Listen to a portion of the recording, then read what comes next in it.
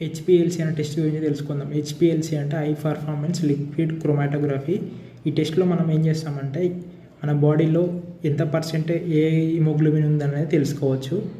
దీంట్లో మనకు పేషెంట్ యొక్క బ్లడ్ శాంపిల్ అనేది తీసుకొని హెచ్పిఎల్సి మిషన్లో వేస్తాము.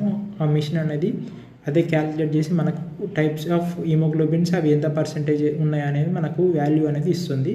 దీంట్లో హిమోగ్లోబిన్ ఏ ఉంటుంది, A2 ఉంటుంది, F ఉంటుంది, S ఉంటుంది, ఇట్లా CD ఇలాంటివన్నీ ఎంత పర్సెంటేజ్ ఉన్నాయని దీని యొక్క క్లినికల్ ఇంపార్టెన్స్ ఏందనేది ఇప్పుడు రిపోర్ట్లో చూడండి. సో నార్మల్ ప్రెగ్నెంట్ ఉమెన్కి హెచ్పిఎల్సి అనేది చేశారు. దానిలో మనకి ఈ విధంగా వచ్చింది. HbAF ఇక్కడ HbS అనేది 0 ఉంది. ఈ విధంగా డిఫరెంట్ పర్సెంటేజెస్ అనేవి వచ్చాయి. సో దీంట్లో ఇంపార్టెన్స్ ఏంటంటే మనకు నార్మల్లో ఇవి ఇంత పర్సెంటేజ్లో ఉంటాయి. ఇంకా మనకు డిసీజ్ కండిషన్ హిమోగ్లోబిన్ F అనేది బీటా తలసేమియా మేజర్లో పెరుగుతుంది.